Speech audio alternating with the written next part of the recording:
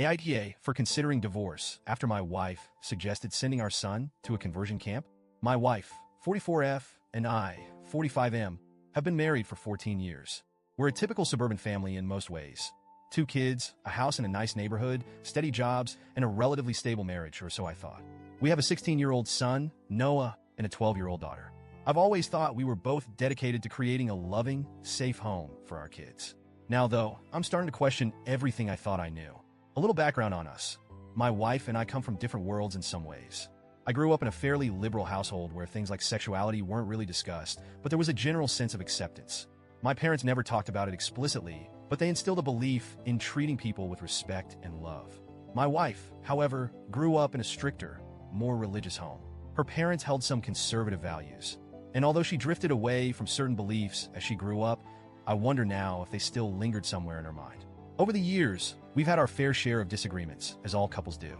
I won't lie, there have been arguments about how to raise the kids, what to prioritize financially, and a lot of other little things that probably wouldn't even stick out in memory if not for this current situation. But none of these fights, even the ones that felt like they had weight at the time, ever shook me the way this has. A year ago, Noah came out as gay. Looking back, I can see signs that he was working up to it for a while. He was withdrawn at times and would get nervous when certain topics came up, and there was this underlying tension that I couldn't quite put my finger on. When he finally sat us down and told us he was gay, it was a surprise. I won't pretend I wasn't initially shocked. It's one thing to think you're prepared for anything as a parent, and quite another when reality actually hits.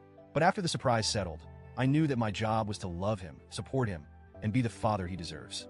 So, I told him that I loved him, and I tried to make sure he knew that nothing would change that. My wife, well, she didn't react the same way. She looked stunned, almost like she'd been hit with a physical blow. Her face went pale, and for a moment, I could see she was struggling to find words.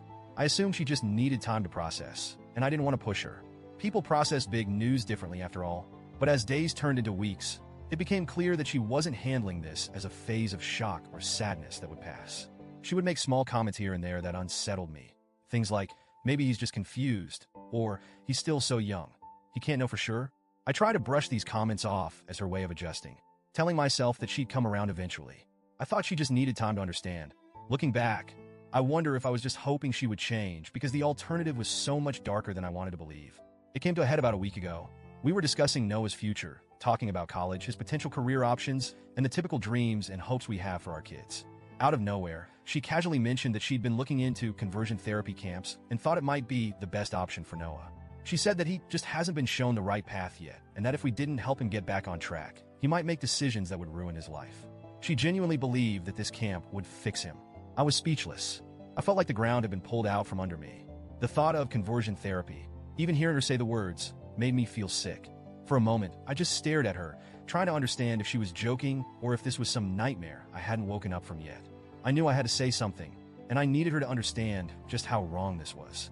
So I told her, as calmly as I could, that those camps are known for using abusive, manipulative, and downright brutal tactics.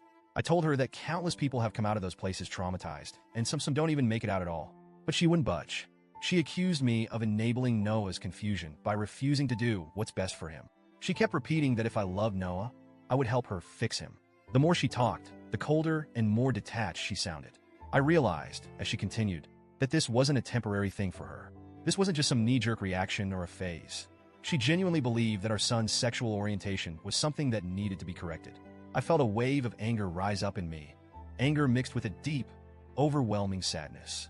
Here was the person I'd chosen to build a life with, the mother of my children, and she was looking at our son not as a person, but as a problem to be solved. I told her flat out that I would never send my son somewhere that would damage him, mentally and physically, just to fit some outdated idea of what's normal. I tried to explain that Noah being gay isn't something that needs fixing, but she didn't listen. In her mind, she was the one who was right, and I was the one who couldn't see what was best for our child. I spent the next few days in a state of numb shock. I couldn't look at her without feeling this deep pit in my stomach, a mix of anger and disappointment that I'd never experienced before. Every time I saw her, I felt this growing resentment. I found myself questioning everything, wondering if I'd been blind to this side of her all these years. I was grappling with the realization that maybe, just maybe, I didn't really know her at all. If I'm being honest, I don't even know if I love her anymore. The way she spoke about our son, the way she dismissed his identity like it was some illness that could be cured, disgusted me on a level I can't even fully explain. It broke something in me, something I'm not sure can be fixed. Noah has his whole life ahead of him, and being gay is going to come with its own challenges. The world is still far from perfectly accepting, and people like my wife, people who think the way she does, only make it harder for people like him. The thought that I would be contributing to that kind of harm, that I'd be complicit by staying silent or standing by her side, feels unbearable. Part of me thinks maybe I should try to keep the family together, at least for our daughter's sake. She's only 12, and she loves both of us so much. She's a sensitive kid, and I know a divorce would hit her hard. She's already close with Noah, and I can't imagine what it would do to her to see our family split apart. The thought of putting her through that kind of pain makes me feel like the worst father in the world. But if I stay, am I betraying Noah? Would I be choosing comfort over my son's well-being?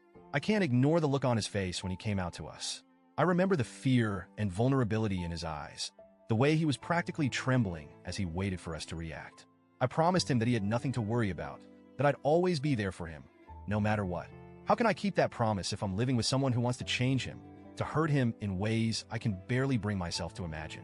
In the days since that conversation, I found myself drifting further and further from her, both emotionally and physically. We don't talk as much as we used to.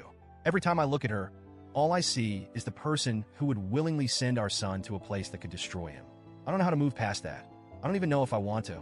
I've been researching legal options, trying to understand what a divorce might mean for us.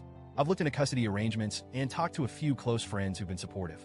They all say I'm doing the right thing by protecting Noah, but they also remind me that leaving will change everything, not just for him, but for our daughter too. The thought of ripping my kids' lives apart over this, it makes me feel like I'm failing them both. I finally sat down with Noah, and we had a long, honest talk. I told him that no matter what happens, I love him and that he doesn't need to be afraid of being himself. He seemed relieved, but he also looked so sad, like he was carrying the weight of our family's problems on his shoulders. He even said, "I didn't mean to make things harder for you guys," and hearing that nearly broke me. No child should feel like they're a burden to their parents for simply being who they are. Right now, I'm just trying to keep it together for my kids. I don't have all the answers yet, but I know one thing for sure. I can't let anyone hurt my son, not even his mother. So, Reddit, AITA for considering divorce? Would I be the asshole for tearing our family apart because I can't live with someone who thinks conversion therapy is okay? I never wanted any of this, and I don't want to lose my family. But I'm not sure I can keep pretending to be okay with this either.